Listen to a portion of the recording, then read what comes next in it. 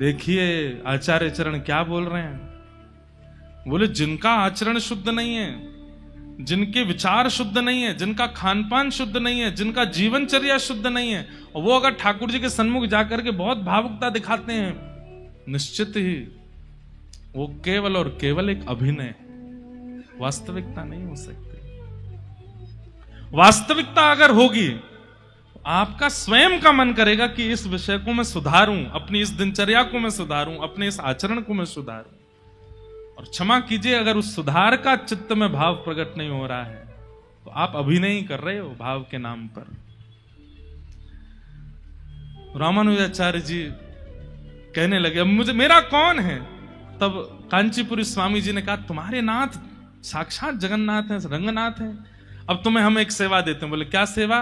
बोले पास में एक सरोवर है, वहां से नित्य जल लेकर के आया करो ठाकुर जी के सेवा के लिए। सोचो कितनी सूक्ष्म सेवा से रामानुजाचार्य जी ने अपनी सेवा भाव को प्रारंभ किया। कुछ दिन उन्हीं के पास रहे, और फिर हमने कल बताया कि रामानुजाचार्य जी का मन था कि मैं रंगनाथ जाकर के श्री यमुनाचार्य जी से गुरु दीक्षा ग्रहण करूं, पर ठाकुर जी नहीं चाहते थे। और ये दोनों मिल गए तो पूरी पृथ्वी का उद्धार कर देंगे, जीवों को तो वैकुंठ भेज ही देंगे, ये पृथ्वी के कान में भी मंत्र बोल करके पृथ्वी का भी उद्धार कर देंगे। बोले इन दोनों का मिलन नहीं होना चाहिए। तब जैसे ही रामानुजाचार्य जी पहुंचे, कल सबने कथा सुनी थी ये, रामानुजाचार्य जी पहुंचे तो श्री यमुनाचार्य जी की 3 उंगलियां बंद थीं और वे वैकुंठ धाम प्रस्थान कर चुके थे। तब आपने 3 संकल्प लिए। पहला संकल्प क्या लिया? श्री वैष्णव मत का प्रचार और संसारी जीवों का हरि चरणों में शरणागति कराऊंगा। ये बात सुनते ही आपकी एक उंगली खुल गई। दूसरी बात आपने कही, ब्रह्म सूत्र और विष्णु सहस्त्र नाम पर श्री भाष्य लिखूंगा। दूसरी उंगली खुल गई। तीसरी बात आपने कही, द्रविड़ भाषा में, दक्षिण भाषा में लिखे हुए श्री वैष्णव परंपरा के ग्रंथों को मैं संस्कृत में बद्ध करूंगा। कहते तीसरी उंगली खुल गई। मतलब उनकी एक प्रकार से भावनात्मक दीक्षा तो यमुनाचार्य जी ने कर दी। रामानुजाचार्य जी ने प्रणाम किया, लेकिन नाराज हो गए। रंगनाथ भगवान से बोले, आपने मेरे गुरुदेव से मिलने नहीं दिया, मैं अब आपको नहीं देखूंगा। चले गए वहां से। ठाकुर जी बोले, आज यमुनाचार्य जी गए, शोक का दिन है, और शोक के अवसर पर रामानुजाचार्य आए हैं। मैं अभी बाहर आकर के वो सब भाव प्रकट नहीं करूंगा। मैं तो तब रामानुज को मिलूंगा जब आनंद का उत्सव हो रहा हो। अभी रामानुजाचार्य जी के शोक है, इसलिए अभी रूठ के चले गए, कोई बात नहीं, हम मना लेंगे बाद में। रामानुजाचार्य जी वहां से वापस आए, और फिर यमुनाचार्य जी के ही 5 शिष्यों से रामानुजाचार्य जी ने अपने संपूर्ण सिद्धांत को ग्रहण किया। कैसे? श्री कांचीपुरी स्वामी जी से आपने सेवा पद्धति सीखी, ठाकुर जी की सेवा कैसे होती है। श्री महापूर्ण स्वामी जी से आपने पंच संस्कार ग्रहण किए। अब इसके पीछे भी बड़ी सुंदर कथा है। महापूर्ण स्वामी जी, उनसे आप दीक्षा लेने के लिए, पंच संस्कार लेने के लिए गए, और आपने कहा मुझे संस्कार दे दीजिए, मुझे दीक्षा दे दीजिए। हमारे श्री वैष्णव परंपरा में 5 संस्कार होते हैं। सबसे पहला ताप, दूसरा पुण्र, तीसरा मंत्र, चौथा नाम, और 5वां याग। पहले गुरुदेव यहां शंख चक्र पधराते हैं, उसके बाद तिलक लगाते हैं, उसके बाद मंत्र देते हैं, फिर आपका नामकरण करते हैं, और पंचम संस्कार होता है ठाकुर जी की शरणागति कराते हैं। ये पंच संस्कार होते हैं श्री वैष्णव परंपरा में। तो पंच संस्कार के लिए आपने महापूर्ण स्वामी जी से निवेदन किया, तो वो बोले कल देंगे, परसों देंगे, उस दिन देंगे, वहां देंगे, उधर देंगे। बहुत ज्यादा जब टालने लगे तो रामानुजाचार्य जी एक दिन रात में गुरुदेव की सेवा में थे, तो रात में ही सोते हुए गुरुजी उठा दिए। बोले गुरुदेव उठो। महापूर्ण स्वामी जी उठो। बोले क्या बात है, तुमने हमको उठाया? बोले पहले तो क्षमा प्रार्थी अधृष्टता आपको उठा दिया, पर गुरुदेव मुझे अभी दीक्षा दीजिए। बोले रात के 12 बज रहे हैं, इस समय दीक्षा? बोले भगवान, ग्रह नक्षत्र आदि आदि और मुहूर्त तो तब देखे जाते हैं जब संसारी कामना की किसी स्थिति में प्रवेश कर रहे हो। भगवत शरणागति की तो जब इच्छा चित्त में हो जाए उसी समय ले लेनी चाहिए। क्या पता अगले क्षण प्राण बचे कि ना बचे। हे नाथ, आप कल दीक्षा के लिए कह रहे हो, कल तक मेरे जीवन के प्राण चले गए तो आप अभी मुझे शरणागति दो। रात्रि 12 बजे महापूर्ण स्वामी जी ने श्री रामानुजाचार्य जी को पंच संस्कार प्रदान किए। बोलो लक्ष्मी नारायण भगवान की। आपका भाव रखना आपके जिम्मे है, दीक्षा देना ना देना ये गुरु की इच्छा है। कभी कभी आपके हो सकता है कि गुरु के मन में है कि अभी नहीं देना, तो वो फिर प्रतीक्षा करो। भावना आपको रखनी है, ये आपकी इच्छा है। फिर जो अष्टाक्षर मंत्र आपको प्राप्त हुआ, गुरु मंत्र आपको प्राप्त हुआ, आपके मन में थी इसकी विधि मुझे जाननी है, तब आप गोष्ठीपूर्ण स्वामी जी के पास गए और उनसे कहा कि नारायण मंत्र की मुझे विधि बताइए। तब गोष्ठीपूर्ण स्वामी जी ने इनको 17 बार उन्होंने भी टाला, नहीं बताया। तब अंत में आपने कहा कि गुरुदेव बता दीजिए। तब 18वीं बार उन्होंने जब नारायण मंत्र का आपको भाव बताया और उसके बाद जैसे ही आपने गुरु मंत्र का जप किया, अष्टाक्षर मंत्र जपते ही आपको सुंदर कपूर की सुगंधी आने लगी, सुंदर केसर की सुगंधी आने लगी, चंदन की सुगंधी आने लगी, दिव्य प्रकाश आपके मुखमंडल पर आने लगा। तभी आपने नेत्र खोल करके देखा तो शंख चक्र गदा पद्मधारी साक्षात श्रीमन नारायण भगवान सन्मुख प्रकट हो गए।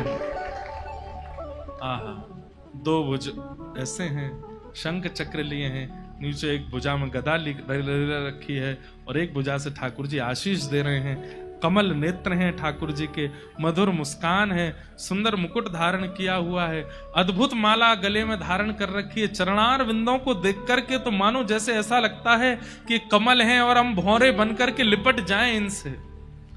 इतने सुंदर श्याम सुंदर। दर्शन करके रामानुजाचार्य जी के नेत्र सजल हो गए। आश्चर्य की बात सुनिए, आश्चर्य ही आश्चर्य है आचार्य जी के जीवन चरित्र में। मैं आप होते तो क्या करते? ठाकुर जी से लिपट जाते, ठाकुर जी के चरण पकड़ लेते। पर रामानुजाचार्य जी ने क्या किया? तुरंत अपने आंसू पहुंचे और ठाकुर जी से कहा यहीं खड़े रहिएगा, मैं भी आता हूं। और दौड़ करके गए और मंदिर के शिखर पर खड़े होकर के और अपने मुख पर हाथ रख के जो गुरु मंत्र गुरु जी ने दिया था, जिसको गोपनीय रखने की आज्ञा दी थी, जोर जोर से उसको चिल्ला करके बोलने लगे, गोपुर है आरूढ़ उच्च स्वर मंत्र उच्चारो। क्यों? आपके गुरुदेव जब सुने तो दौड़ करके आए और आकर के, हे रामानुज क्या कर रहे हो? मैंने मना किया था कि गुरु मंत्र किसी को बताना नहीं होता है और तुम आकाश में चढ़ करके सबके मध्य बोल रहे हो, नरक जाना पड़ेगा। रामानुजाचार्य जी नीचे आए, पहले तो गुरुदेव को प्रणाम किया और कहे, गुरुदेव जिस मंत्र की विधि जानते ही, शंख चक्र ग्रहण करते ही और एक बार हाथ में माला लेकर के जप करते ही साक्षात नारायण के दर्शन हो गए मुझको, उस मंत्र को मैं गोपनीय नहीं रख सकता। उसको तो मैं सब में बांट दूंगा ताकि सबको ठाकुर जी का साक्षात्कार हो जाए, सबके सामने ठाकुर जी प्रकट हो जाए। मैं उसको गोपनीय नहीं रखूंगा। गुरुदेव बोले नरक जाना पड़ेगा। बोले अगर 1 करोड़ लोग ठाकुर जी का दर्शन करें और एक को नरक जाना पड़े तो मुझे स्वीकार है, पर मैं सबको दर्शन कराऊंगा। ऐसे श्री रामानुज स्वामी जी महाराज, कितनी कृपा करी है उन्होंने। लेकिन हमारे एक आचार्य चरण बता रहे कि जब रामानुज स्वामी जी महाराज ने यह मंत्र उच्चारण किया, केवल 72 लोगों ने उसको सुना और सुन करके आप दौड़े दौड़े चले आए। जैसे ठाकुर जी ने वंशी बजाई थी वृंदावन में, असंख्य गोपियों में से केवल उन्हीं को सुनाई दी जिनके चित्त में प्रेम था।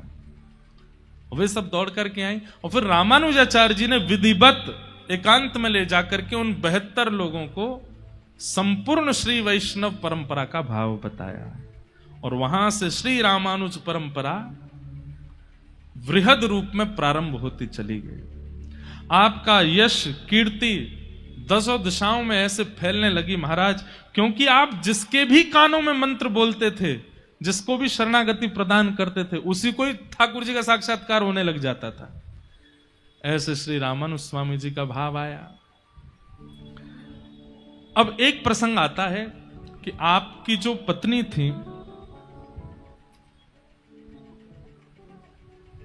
उनका तंजा मांबा, उनका आपने त्याग किया। क्यों त्याग किया? उसके पीछे कारण था।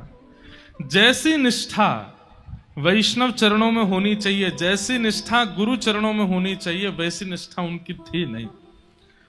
और उसका सबसे पहला उदाहरण कांचीपुरम स्वामी जी, जिनके सत्संग को रामानुजाचार्य जी सुनते थे, उनको आपने एक दिन अपने घर प्रसादी पर बुलाया कि गुरुदेव आएंगे, प्रसादी पाके जाएंगे तो उच्छिष्ट मिलेगा, मैं सेवन करूंगा।